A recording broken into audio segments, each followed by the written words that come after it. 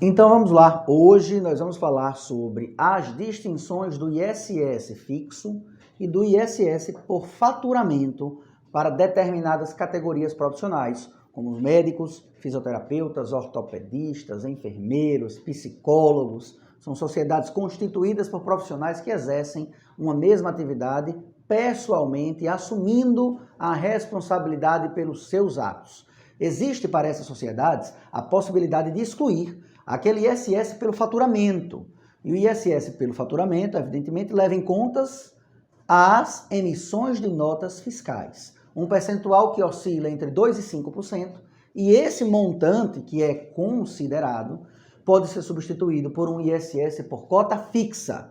Pagaria por profissional apenas uma única vez, um único valor, a título do ISS, sem que fosse considerado o faturamento mensal da pessoa jurídica. Se esse conteúdo lhe interessa, fique conosco e aproveite essa oportunidade tributária de ter maiores rendimentos e recolher uma parcela menor da tributação relacionada ao ISS. Portanto, todos esses profissionais, eles são obrigados a terem alvarás de liberação municipal para que exerçam a atividade e são inscritos como prestadores de serviço nessas municipalidades. Todas elas têm a previsão legal do recolhimento do ISS por cota fixa, mas também é possível recolher o ISS pelo faturamento. Aqui nós começamos a fazer uma breve explicação. É muito comum que as sociedades médicas, as sociedades de psicólogos, de enfermeiros, de anestesistas, eles façam a opção pelo Simples Nacional, o regime de tributação do Simples Nacional. Alerto que, se a opção for migrar para o ISS cota fixa, você não poderá se manter no Simples Nacional. Você vai precisar migrar. E migrar para onde? Quais são os outros regimes de tributação que nós temos disponíveis?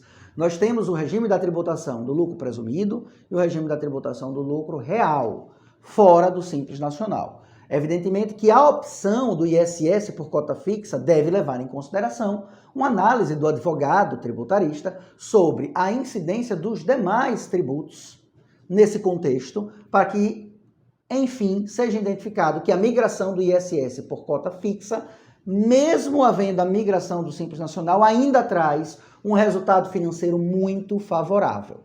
E é nesse cenário que nós partimos de início para explicar o que é, como se comporta e qual é o benefício que você pode ter com essa migração.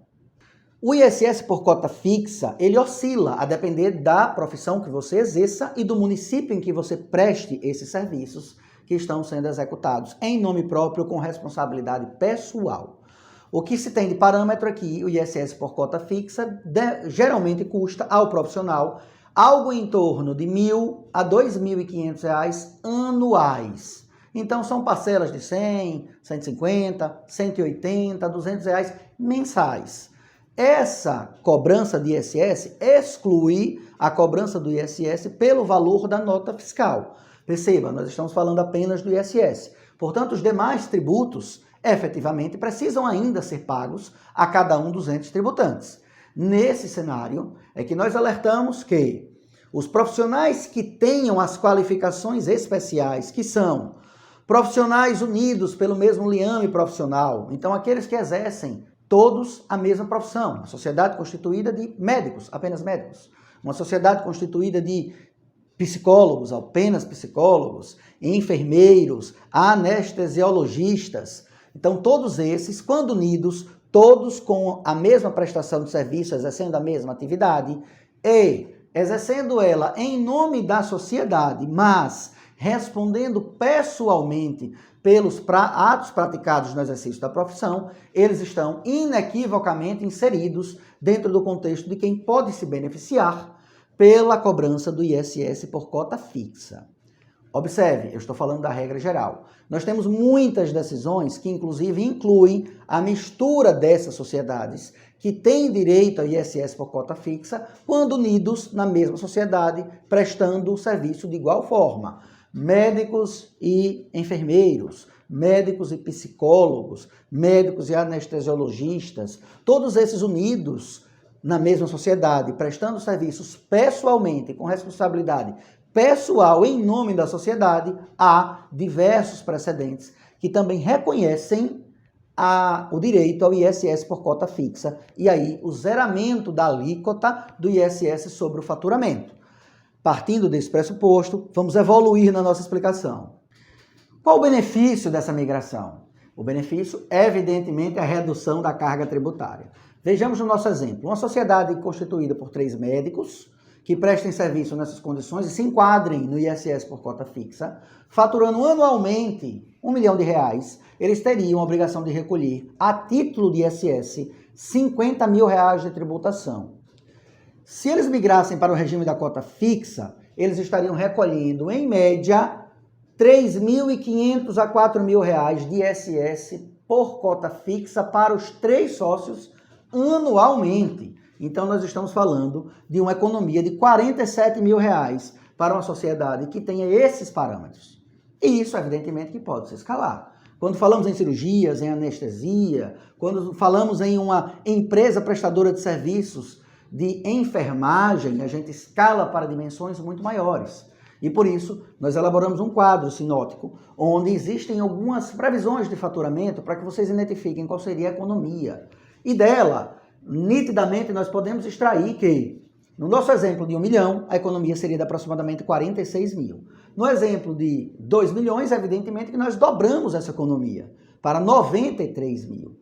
Já no exemplo de 6 milhões, onde existe sim um escalonamento muito maior da atividade dos profissionais, e aí eu já imagino que tenhamos mais profissionais envolvidos nessa sociedade para que se produzisse 6 milhões anualmente. A economia estimada em uma sociedade que tenha 12 sócios e fature 6 milhões anuais é de R$504 mil de economia tributária apenas excluindo o ISS sobre o faturamento para o ISS por cota fixa. Então percebam, a economia tributária vem do planejamento e é evidente que as prefeituras, os municípios, eles estão atentos a essa realidade. E eles preferem o quê? A tributação do ISS pelo faturamento, porque trazem uma maior arrecadação para o município. Essa preferência dos municípios traz algumas armadilhas. Eles trazem algumas portarias, atos normativos menores, que não são lei em sentido estrito, e que trazem algumas limitações para a opção dos contribuintes ao recolhimento do ISS por cota fixa. Qual é a maior delas e a mais corriqueira, que nós vemos em vários municípios de vários estados? Eles dizem que a sociedade constituída por esses profissionais não pode se constituir do elemento empresa, segundo o conceito jurídico. E o que é empresa? Empresa, para o conceito jurídico, é atividade economicamente organizada para a produção e circulação de mercadorias e serviços. Isso é o conceito jurídico de empresa. O que seria essa atividade economicamente organizada? É o elemento empresa. É a estruturação de departamento financeiro, departamento de marketing, departamento comercial, departamento contábil, a estruturação de elementos organizados como inúmeros funcionários, um grande quadro de funcionários, funcionários de atividades que não são ligadas à atividade fim, então vários funcionários ligados a atividades meios. Então esses elementos somados dão a uma sociedade a característica de ser constituída com elementos empresariais e que estariam fora da incidência do ISS por cota fixa. Portanto, se a empresa tem elementos nítidos de configuração do caráter empresarial, ela não pode se beneficiar da regra do ISS por cota fixa. Veja que aí há uma grande distinção entre o que habitualmente nós vemos nas legislações municipais. Eles, em regra, trazem as limitações à adesão do ISS por cota fixa em elementos muito menores que esses. Como, por exemplo, se você tem algum empregado, além dos prestadores de serviços, médicos, enfermeiros, anestesiologistas, ortopedistas, qualquer outro empresário que não exerça, qualquer outro funcionário que não exerça atividade fim, isso já é caracterizar elemento de empresa a essa sociedade. Quando não é, é muito comum que você tenha alguém que trabalhe nos serviços gerais, dentro de uma clínica que preste serviços dessa natureza. É muito comum que você tenha uma recepcionista. Isso não caracteriza a sociedade como uma sociedade nitidamente empresária, que tenha o intuito de produzir e circular mercadorias e serviços. Então, essa restrição é ilegal. E aí, lhe sobra, se essa foi a razão da negativa, o requerimento administrativo ou, não prosperando, a ação judicial. Nesse cenário, sendo muito sintético, para que você possa bem compreender, o que nós teríamos de risco envolvido ao requerimento administrativo e a ação judicial? A ação judicial adequada, a nosso sentir, nesse segmento, é o mandado de segurança. O mandado de segurança é uma ação onde você paga custas iniciais baixíssimas, em torno de 200 a 450 reais de custas iniciais, é o que você vai estar pagando, e ela não tem risco de sucumbência, ela não tem risco de você ter que pagar custas finais relacionadas aos honorários das procuradorias, dos municípios em que você está ajuizando a demanda. Então perceba, é uma ação judicial que traz um risco diminuto, apenas o risco do pagamento das custas iniciais, e que ela pode lhe trazer um proveito enorme. E além disso, além do proveito, ela lhe traz a segurança. E aí é onde está o segundo elemento de benefício para as demandas judiciais. Quando você judicializa uma demanda, que seja um mandado de segurança, por exemplo, e você tem a decisão judicial e o juiz defere a você o direito a recolher o ISS por cota fixa, isso quer dizer que a sua sentença fez lei entre as partes. Lei entre você e a municipalidade onde você estará recolhendo o seu ISS por cota fixa. Isso quer dizer que você tem toda a segurança jurídica necessária para passar a recolher por cota fixa, sem se preocupar daqui a 5, 6, 7, 8, 10 anos ser demandado em uma ação administrativa, um auto de infração, porque você está cumprindo a sentença judicial e o município teve a oportunidade de se defender. Lá ele perdeu nessa discussão judicial. Dessa forma, você está absolutamente coberto pelo manto da coisa julgada com uma decisão transitada em julgado proferida por um juiz competente. Esse é o melhor cenário. Nós adicionamos a isso que no momento da discussão judicial você ainda pode depositar em juízo a parcela que você estaria pagando pelo ISS sobre o faturamento. Isso desincumbe a sua responsabilidade de recolher o tributo. Você não está pagando a guia de pagamento ao município, mas depositando em juízo.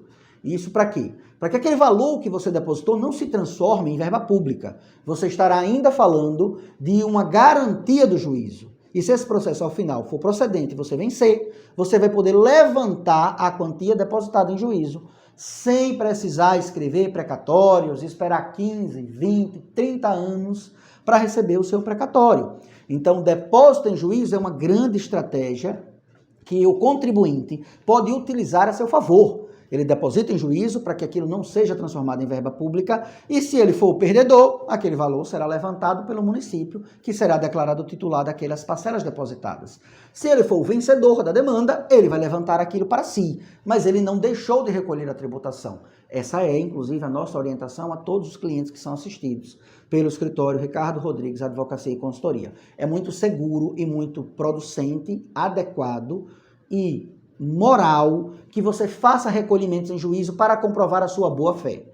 Você está pagando o tributo que você discute em juízo. Portanto, para essa análise é necessário que você tenha a seu favor um advogado tributarista e um bom contabilista.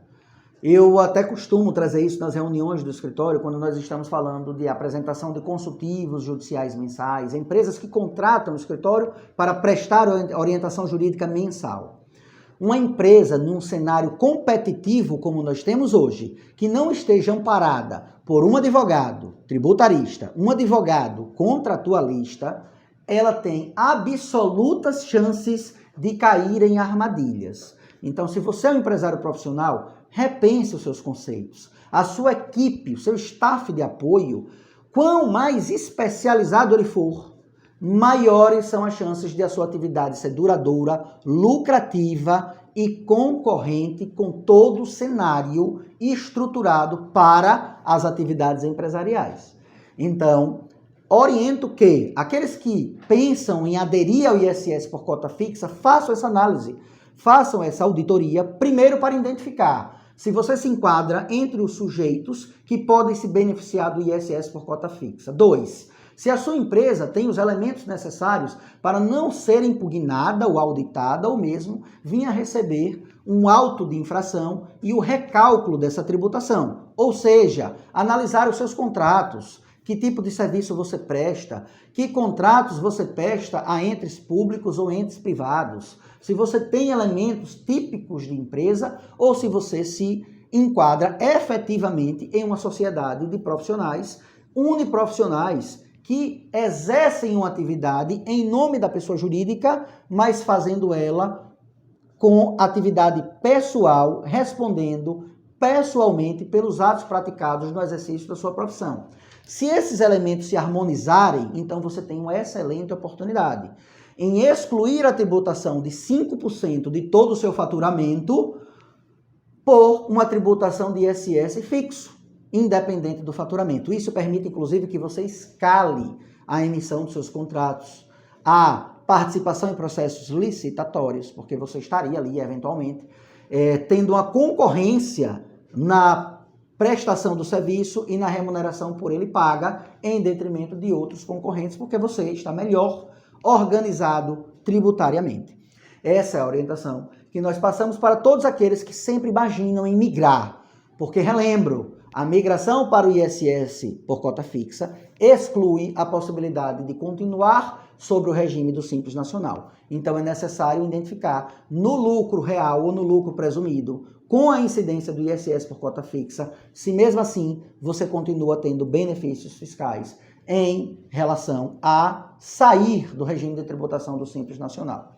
E eu não vou estender, porque senão o nosso vídeo acaba ficando muito longo, mas se esse conteúdo for importante para você, lembre de curtir, comente, deixe as suas dúvidas, compartilhe esse material com aquela pessoa que você sabe que precisa se profissionalizar. É aquele empresário que está galgando passos maiores, aquele empresário que está efetivamente organizando, muito além da atividade empresária, mas a atividade tributária e a atividade administrativa. É ele que tem que receber esse conteúdo. Tudo bem? Fica o nosso abraço, fique atento para os nossos próximos vídeos, acione o sininho, curta, se inscreva no canal e nos vemos nos próximos vídeos. Abraços!